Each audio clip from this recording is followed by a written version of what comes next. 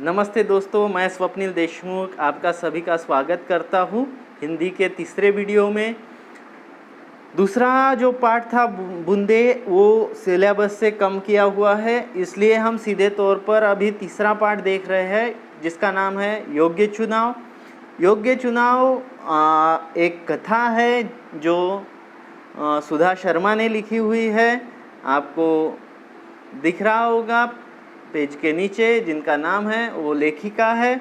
और इस कथा का जो एक सारांश है मैं आपको बताना चाहूँगा कि एक राजा था मंगलसेन, जिसका जगत राम यह मंत्री था।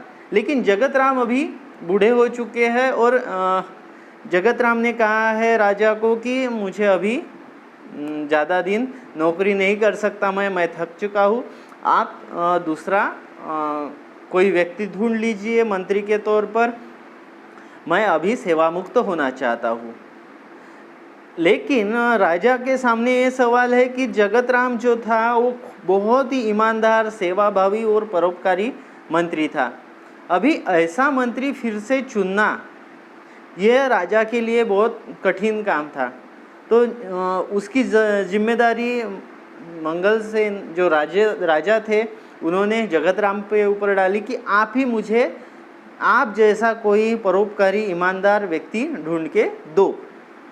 तो जगत राम ने आदेश दे दिया, राज्य में ढिंडोरा पिटवा दिया कि हमें नए मंत्री का चयन करना है अगले गुरुवार को, और इस पद के जो भी इच्छुक है वो हमारे राज दरबार पहुंच सकते हैं।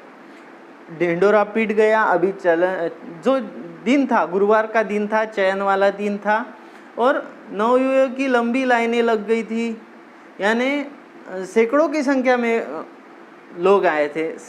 यानी ये तो सामान्य बात है, क्योंकि मंत्री की जगह खाली हो गई है और मंत्री की जगह भरनी है, तो बहुत जन इच्छुक रहते हैं कि मुझे भी मंत्री बनना है। तो सभी सैकड़ों की संख्या में लोग राज दरबार के ऊपर जा रहे थे, उनके और जा रहे थे। तो रास्ते में एक बूढ़ा सा व्यक्ति बैठा था।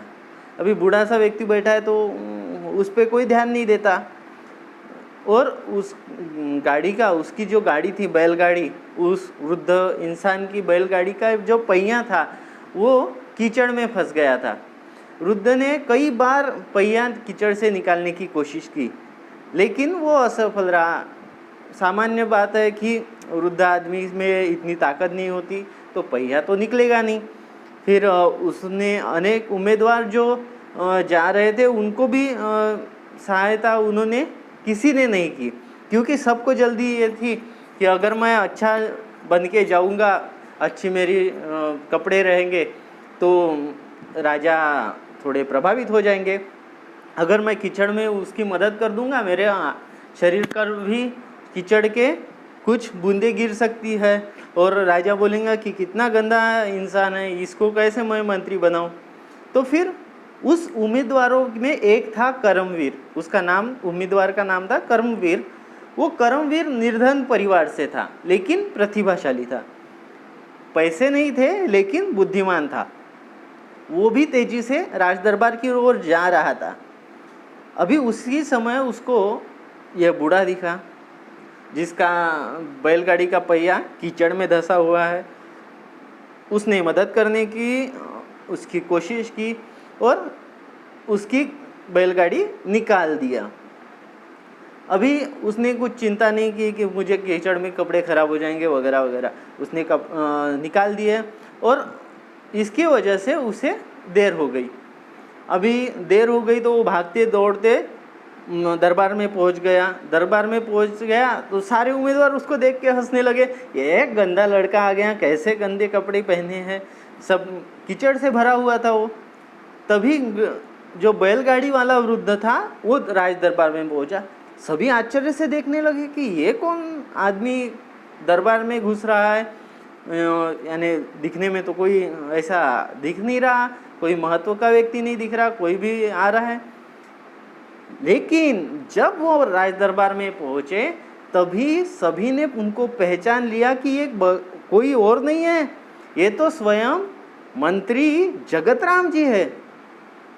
तो उन्होंने सारी जो घटना थी मंत्री जी ने वो राजा को सुनाई। राजा बहुत खुश हुए कि जो कर्मवीर जैसा इंसान हमारा मंत्री बन सकता है। तो राजा ने खुश होकर कर्मवीर के पीठ थपथपाई और राजा ने कहा कि जो सामान्य आदमी की पीड़ा और दुख को समझ सकता है, उसको दूर करने का प्रयत्न कर सकता है, वही ऊंचे पद पर बैठने का हकदार होता है। जगत राम जी ने योग्य व्यक्ति का चुनाव किया और आज से जो कर्मवीर थे वो राज्य के नए मंत्री हो गए। बच्चों, कहानी कैसी लगी आपको? मज़ेदार थी ना? आपने भी ऐसे ही सबकी मदद करना है। हम पाठ से सीख क्या लेंगे कि जो भी दबे कुचले लोग हैं उनकी हमें सेवा करनी है, ना कि हम अच्छे अपने कपड़े रखकर बाकियों के ऊपर हंसे। जब कर्मवीर दरबार में आया था तो उसके ऊपर सब हंस रहे थे, उसके कपड़ों के ऊपर सब हंस रहे थे, लेकिन लोग हमेशा कपड़े नहीं देखते, आपके गुण देखते हैं। और आपके गुण अच्छे रहे तो आपको पहचान मिलती है। तो यही है योग्य चुनाव, इस पाठ का सारांश। आपने भी यह पाठ पढ़ना है, उसे दोहराना है और इस पाठ का आनंद लेना है। तब तक के लिए मैं स्वप्निल देशमुख आपसे विदा लेता हूँ। धन्यवाद। मिलते हैं अगले वीडियो में।